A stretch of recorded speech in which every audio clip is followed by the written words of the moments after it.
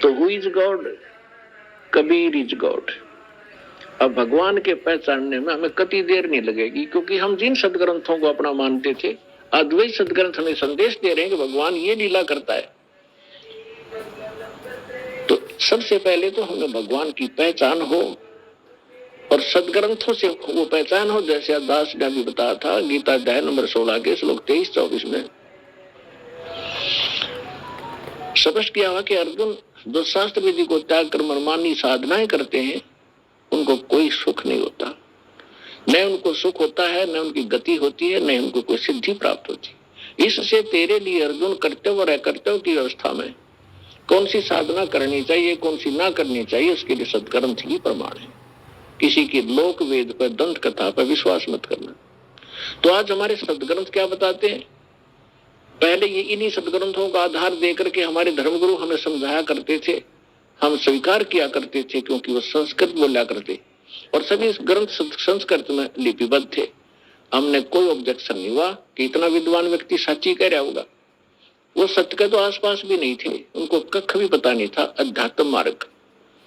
आज तक इन ऋषि महर्षियों को, आज तक उन महापुरुषों को छोड़ के जिनको भगवान मिले या परमात्मा के ज्ञान के अतिरिक्त, अब वर्तमान में इस दास के अतिरिक्त इस 21 ब्रह्मांड में कोई अध्यात्म ज्ञान से परिचित नहीं है। अटपट तो दुनिया मार रही है और ना उनके पास ये कंप्लीट कोर्स है। अब जो प्रसंग चल रहा है कि हमने स्वदेश जाना है, हम इस गलत लोक में आगे, और हम धनी थे अध्यात्म के, हम निर्धन हो गए, हम पशु तक की योनि में भटक रहे हैं, घास फूस खाकर गुजारा कर रहे हैं, और हम सतलोक में क्या आहार करते थे, कैसी सुविधाएं हमें प्राप्त थी, उसकी तुलना हम इस काल के स्वर्ग लोक और ब्रह्म लोक में भी नहीं दे सकते। जो सुख वहां पर आपको प्राप्त था, उसी सुख की आज भी आपके अंदर चाहत है, और उस खोज में आप चलते हो। रास्ते में ना जाने कितने ये बटपार मिलते हैं, ठग मिसगाइड करके आपको भ्रमित कर देते हैं, मंजिल से दूर रख देते हैं। आइए अब हम उन श्रद्धालुओं के अनुभव जानते हैं जो जगत गुरु तत्वदर्शी संत रामपाल जी महाराज जी से दीक्षा प्राप्त कर चुके हैं तथा उनके द्वारा बताए गए भक्ति मार्ग पर चल रहे हैं। नमस्कार सर। सर क्या नाम है आपका? हमारा नाम सर्वेंद्र कुमार यादव। सर्वेंद्र जी आप कहाँ से हैं? मैं कृष्ण विहार दिल्ली में ही रहता हूँ। सर संत रामपाल जी महाराज से नाम दीक्षा आपने कब ली? मैंने 22/7/2013। सर संत रामपाल जी महाराज से नाम दीक्षा लेने से पहले क्या आप कोई भक्ति साधना भी करते थे? मैं शंकर भगवान, हनुमान जी और देवी का खास उपासक था। देवी की पूजा करने के लिए नवरात्रों में मैं विंध्याचल जाता था, वहाँ 18 घंटे पूजा करता था। ऐंग नहीं किनी चामुंडे बिच्चे, ये मेरे को मंत्र बता रखा था पंडितों ने, उसी का मैं जाप करता था। उसके बाद लोगों ने कहा मेरे से गुरु धारण करना जरूरी है, तो मैंने प्रथम गुरु महाराज दर्शन दास जी, नानक नाम चढ़दी कला तेरी वाणी सर्वद वाला, जिनका मुखवाक है, उनसे नाम दीक्षा ली। 5 साल उनकी भी अटूट भक्ति की। जब बांस मेरे को तसल्ली नहीं हुई, कोई लाभ नहीं हुआ, मैं परेशान ज्यों का त्यों रहा। फिर लोगों से पूछा तो उन्होंने बताया कि आप आशुतोष महाराज जी से नाम दीक्षा लो, ये ज्यादा पावरफुल हैं। 2 साल मैंने उनकी भक्ति की खूब अच्छी तरह, जैसे 2.5 घंटा सुबह, 2.5 घंटा शाम, वो चमक दिखाते थे आंखें बंद करके दबा के। उन्होंने अपना सारा कुछ कर लिया, लेकिन मेरी आत्मा को तसल्ली नहीं हुई। बखूबी परेशान था मैं, तांत्रिकों से, इनसे भूत प्रेत की भी बाधा थी घर में, उससे भी बहुत ज्यादा दुखी था मैं, जरूर से ज्यादा परेशान हो गया। सर आपने बताया कि पहले आप देवी जी की साधना करते थे, फिर आप आशुतोष जी महाराज के पास गए, वहाँ भी आपकी समस्या का समाधान नहीं हुआ, तो फिर आप संत रामपाल जी महाराज की शरण में कैसे आए?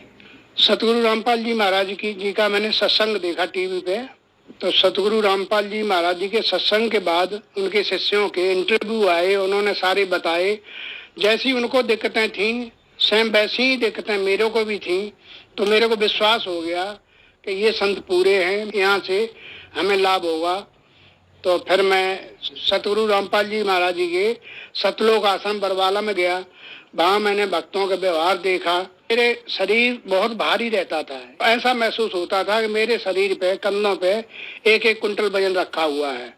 मैं इतना ज्यादा परेशान था कि मैं अपना बयान नहीं कर सकता था। मैं किसी कहता था, लोग मजाक उड़ाते थे, कहीं तो यूं ही लग रहा है, यूं ही सोचे, यूं। तो मैं सतलोक आश्रम बरवाला में जैसे ही मैंने गेट से एंटर किया है तो 50% मेरा वजन कम हो गया था। तो वैसे ही मेरे को फिर और तड़प बनी, यहाँ हमारा काम हो जाएगा, विश्वास बन गया। फिर मैंने तुरंत जाके वहाँ चाय पानी प्रसाद ग्रहण किया, तुरंत परमात्मा सतगुरु रामपाल जी से नाम ग्रहण किया। सर, संत रामपाल जी महाराज से नाम दीक्षा लेने के बाद क्या आपको कोई लाभ भी मिले? हाँ भाई जी, उसके बाद मैं सतगुरु जी के दर्शनों की लाइन लगी थी, उसमें मैं खड़ा हो गया। तो बारी बारी जैसे सबका नंबर आता, मेरा भी नंबर आया। सतगुरु रामपाल जी ने मेरे सर पे हाथ रखा, वैसे ही मेरा जो बाकी जो दिक्कत थी 50% बची थी, वो तत्क्षण एकदम उसी टाइम पे शरीर मेरा हल्का हो गया, मेरी आत्मा को शांति मिल गई और मेरे को बहुत अच्छा, अंदर बहुत अच्छा महसूस होने लगा। फिर मेरी खुशी का ठिकाना नहीं रहा, जिसको मैं बयान नहीं कर सकता हूँ यहाँ। उसके बाद मैंने और जहाँ मंदिरों में भटकता था वहां जाना बंद कर दिया, अपनी भक्ति करने लगा। आज मैं पूरी तरह स्वस्थ हूँ। सतगुरु रामपाल जी महाराज जी से नाम लेने से पहले मेरी आनंद पर्वत में स्प्रिंग बनाने की फैक्ट्री थी और उसका हाल ये था कि मैं 10,000 रुपये लगाता था तो 10 के 8 रह जाते थे, कभी 5 रह जाती थी। तो अब मेरे को समझ नहीं आता था कि नुकसान क्यों हो रहा है। मैं मानसिक रूप से बिल्कुल एकदम टूट चुका था, मेरा बुद्धि विवेक खत्म हो गया था। मैं दिनों दिन कर्जे में डूब रहा था, मेरे में मांगने वाले खड़े रहते थे और मैं लाचार हो गया, अगर टूट गया था एकदम। तो जब से मैंने परमात्मा से, सतगुरु रामपाल जी से महाराज से नाम लिया है, तो मेरी जो फैक्ट्री पहले नुकसान दे रही थी मेरे को, अब आज के टाइम में सतगुरु रामपाल जी महाराज की कृपा से मेरी फैक्ट्री भी सही ढंग से चल पड़ी है और लाभ भी देने लगी है और शरीर से भी पूरा स्वस्थ हूँ। शरीर हमारा हल्का फुल्का रहता है, सारी समस्याएं अपने आप ही खत्म हो जाती हैं।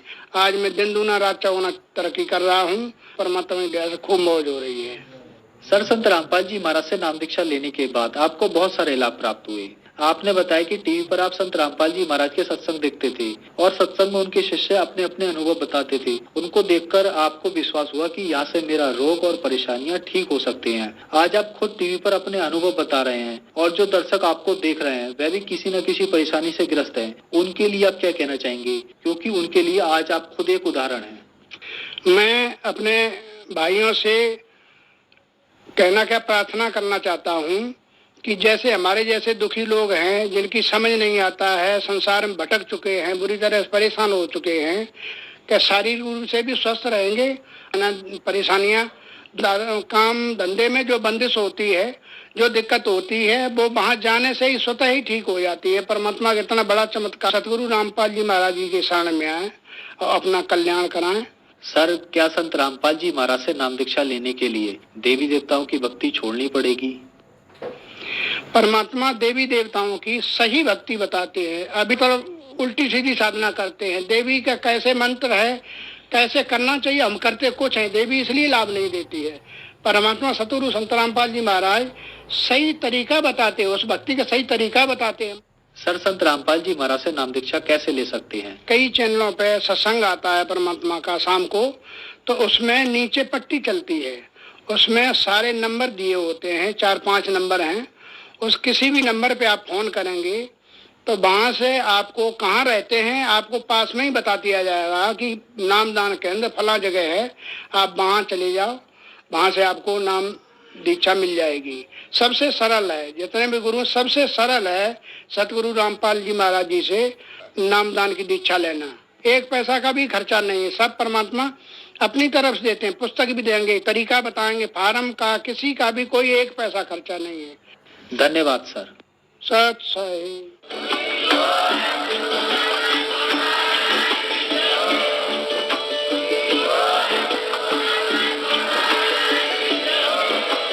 आप सुन रहे थे जगत गुरु तत्वदर्शी संत रामपाल जी महाराज जी के मंगल प्रवचन। अधिक जानकारी के लिए विजिट कीजिए हमारी वेबसाइट www.jagatgururampalji.org। संत रामपाल जी महाराज जी के शुभ आशीर्वाद से पूरे विश्व भर में 500 से भी ज्यादा नाम दीक्षा केंद्र हैं।